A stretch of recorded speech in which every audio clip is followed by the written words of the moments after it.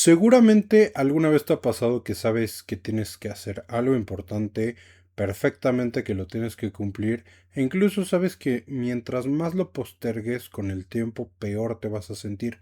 Pero en lugar de ponerte a hacerlo, decides sacar el celular, ponerte a ver un video, quizás a limpiar algo que en realidad no necesitaba limpiarse, a contestar algún mensaje o hacer cualquier otra cosa, y cuando te quieres dar cuenta ya pasaron 2 horas.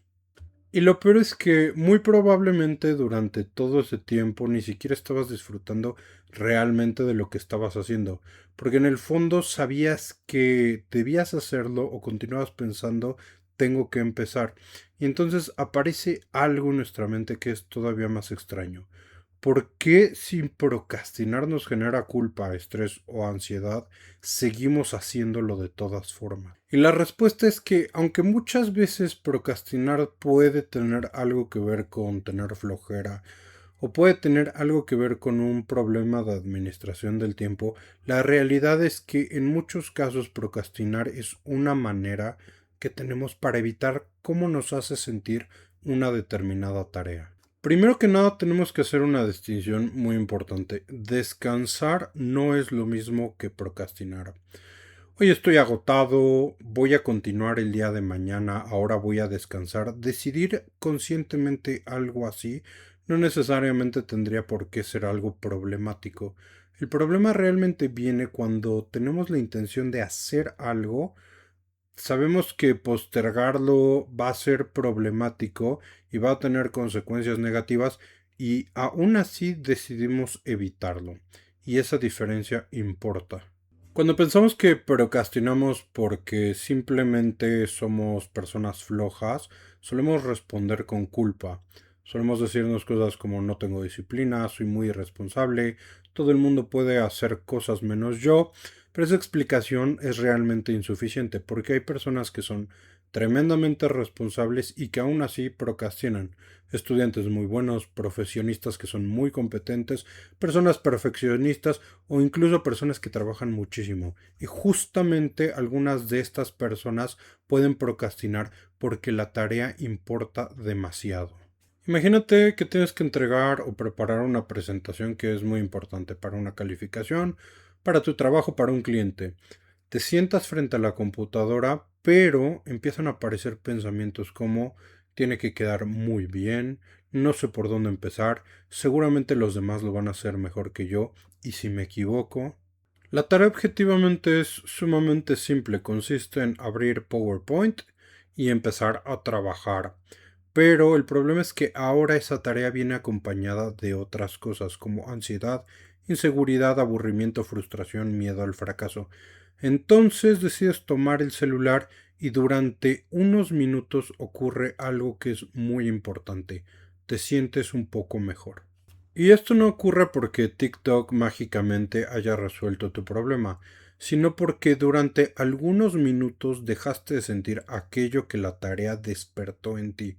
Y aquí está uno de los mecanismos más importantes de la procrastinación, es decir, evitar. Evitar produce alivio, aunque sea temporal. Y hay que entender que nuestro comportamiento está profundamente influido por consecuencias propioceptivas. Es decir, si hago algo y después de esa conducta me acompaña un sentimiento agradable, es muy probable que esa conducta se replique. Pero también ocurre otra cosa, si hago algo que hace que desaparezca una sensación desagradable, ese comportamiento también se va a reforzar. Es por eso que es muy importante hacernos responsables del tipo de estímulos al que estamos acudiendo. Entonces vamos a tener algo así como la tarea va a generar malestar, vamos a meternos en un ciclo de evitación y va a generar un alivio momentáneo.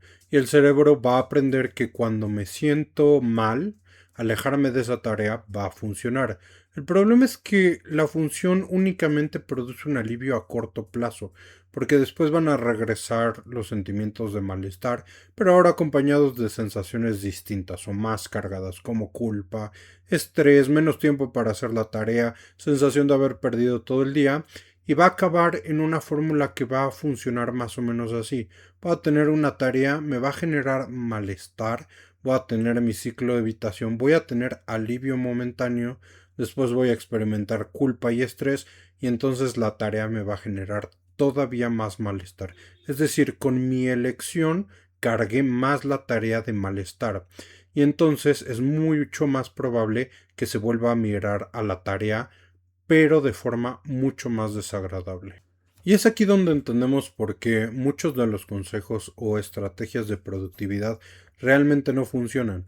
Porque podemos tener la agenda más bonita del mundo, podemos comprar un calendario hermoso, podemos tener instaladas 5 aplicaciones que nos ayuden a organizarnos, pero si el problema principal es que la determinada tarea que tengo que realizar evoca emociones de frustración, ansiedad, inseguridad, etcétera, una estrategia para combatirla desde el punto de vista organizativo no va a generar ningún cambio positivo en mí.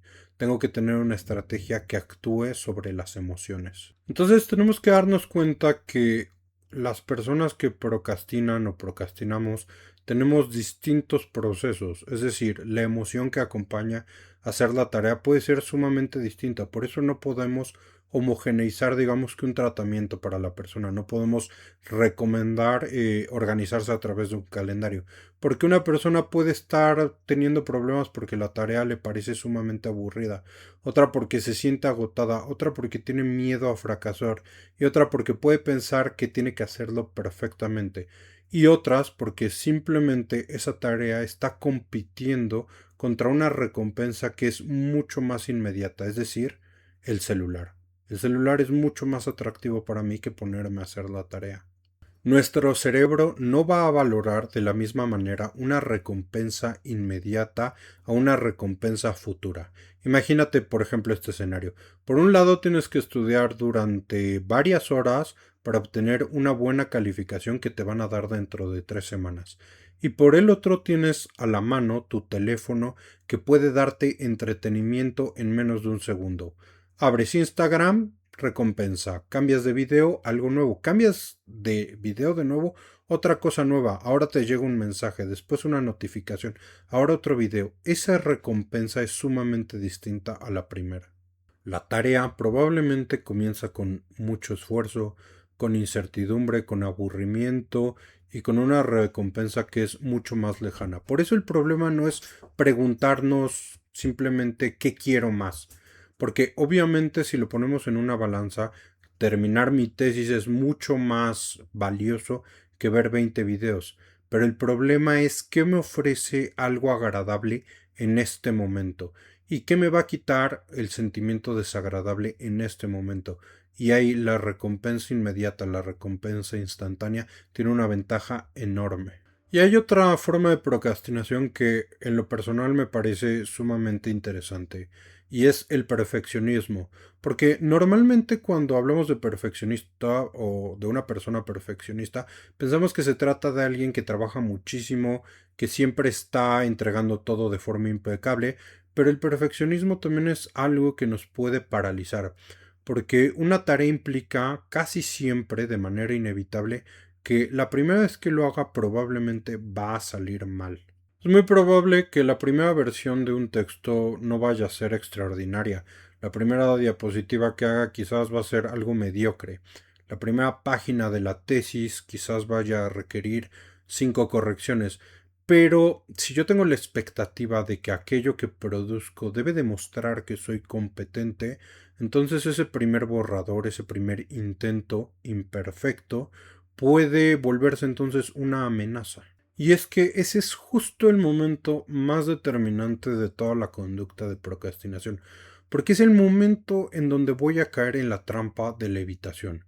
¿Y cómo se ve esto con pensamientos como todavía no estoy listo, primero voy a investigar un poco más, necesito tener más clara la idea, mañana cuando tenga más tiempo lo voy a hacer mejor? Y aquí podemos decir algo importante. A veces no procrastinamos porque algo no sea importante, sino que procrastinamos precisamente porque nos está importando demasiado y no estamos sabiendo tolerar la emoción. Postergamos porque mientras no intentamos algo completamente, mientras no hacemos un esfuerzo por terminar algo, todavía podemos conservar la fantasía de que podríamos hacerlo bien. Y esto ocurre mucho en situaciones donde tenemos algún contexto evaluativo, es decir, un examen, una tesis, una entrevista, un proyecto importante. Si estudio durante 3 semanas, si estudio durante un mes y fracaso, quizás tenga que enfrentarme a la posibilidad de que mi esfuerzo no fue suficiente. Pero por otro lado, si yo decido como activamente evitar y de pronto me pongo a estudiar la noche anterior, sí puede ocurrir que llegue a pensar que me fue mal porque no estudié.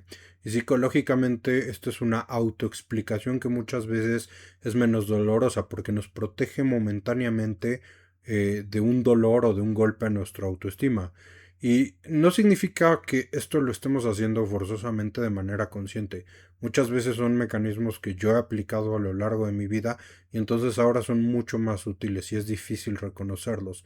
Pero usar la procrastinación en este sentido nos va a resultar útil porque vamos a estar protegiendo de algo que nos incomoda reconocer, que es que nuestro miedo a no ser suficiente se puede poner de estatuto si me expongo a hacer algo. Tenemos que cambiar también la óptica de cómo estamos viendo el estímulo, porque muchas veces pensamos, tengo que terminar el trabajo y nuestro cerebro entonces va a empezar a sentir que la tarea es gigantesca, que la tarea es bastante amplia, difusa, que es desagradable, y entonces nos va a resultar mucho más manejable cambiar el voy a abrir el documento, voy a escribir el título y voy a trabajar 10 minutos a tengo que acabar mi tesis. No porque 10 minutos realmente sean suficientes para terminar, pero más bien porque empezar es bastante distinto psicológicamente que continuar. Y entonces, indudablemente nos lleva todo esto a la pregunta de cómo puedo romper este ciclo. Y creo que hay que tener bastante cuidado porque, como les decía antes, no existe realmente una técnica universal porque, como ya vimos, todas las personas procrastinamos por situaciones distintas, por razones diferentes. Pero podemos avanzar y podemos empezar haciéndonos una pregunta distinta. En lugar de ¿por qué soy tan flojo? Nos podemos preguntar ¿qué estoy tratando de evitar? Y dependiendo de la respuesta, la estrategia va a cambiar. Es muy importante que entendamos que la anticipación es mucho más desagradable que realizar la actividad. Y otra cosa que es sumamente importante es que el objetivo inicial no debería de ser hacer algo extraordinario, sino que el objetivo pueda ser hacer algo suficientemente decente para tener algo que existe en mi documento, que me haga sentir que ya comencé y que más adelante yo pueda corregir. Tiene que ser un incentivo para empezar la actividad. Y quizás una de las partes menos atractivas, pero sin duda la más importante, es aprender a tolerar el malestar. Dejar de procrastinar no va a hacer que en automático las tareas se vuelvan agradables para nadie. Para la persona que es más productiva siguen siendo tareas desagradables. Algunas cosas van a seguir siendo aburridas, otras van a seguir provocando ansiedad, otras van a frustrarnos. Pero aprender a tolerar emociones, aprender a que ante la menor sensación de malestar yo evite, yo huya, yo cambie de actividad, aprender ese cambio fundamental a bueno, puedo hacer las cosas aunque tenga algo de malestar, va a ser totalmente diferencial a la hora de combatir la procrastinación. Y la parte más importante entonces que el cambio consiste en que yo pueda sentir incomodidad sin tener que caer necesariamente en evitación, que pueda empezar aunque no tenga ganas, que pueda escribir aunque mi primera hoja pues no vaya a ser perfecta o no me sienta seguro de ella, que pueda sentir ansiedad y aún así continuar. Es decir, que pueda regularme emocionalmente. Y esto es algo sumamente importante, porque el que yo consiga desarrollar herramientas, habilidades de regulación emocional de forma independiente va a hacer que deje de acudir a reguladores emocionales externos. En el caso de la procrastinación, el celular, pero también en el caso de otras personas puede ser tener dependencia hacia la pareja, tener dependencia a sustancias, es decir, que yo por mí mismo no puedo regular mis emociones y lo que me está llevando a aplicar escenarios de conductas desadaptativas y eso va a tener consecuencias a largo plazo, como que no pueda consolidar realmente ninguno de mis planes ni de mis metas. Así que si sientes que estás procrastinando, quizás la pregunta más útil no sea ¿qué tengo que hacer para convertirme en una persona más disciplinada? Sino ¿qué ocurre dentro de mí justo en el momento en el que deseo escapar de la tarea que tengo enfrente? Y quizás entonces dejar de procrastinar no empiece por convertirme en una persona perfectamente productiva, sino que empiece por aprender a tolerar un poco mejor aquello que siento cuando tengo enfrente algo que me puede generar dificultades o malestar. Si notas que la procrastinación, el perfeccionismo, la ansiedad o el estrés están interfiriendo de manera importante con tu vida, también puede ser útil llevar un proceso psicoterapéutico. Si te interesa llevar psicoterapia conmigo, abajo en la descripción te voy a dejar mi teléfono, mi página web, mis sitios de contacto donde puedes agendar una cita. Recuerda que agendar una cita no implica forzosamente que tengas que pagar ya la consulta. Puedes simplemente preguntar alguna duda, preguntar del proceso, preguntar de lo que tú quieras.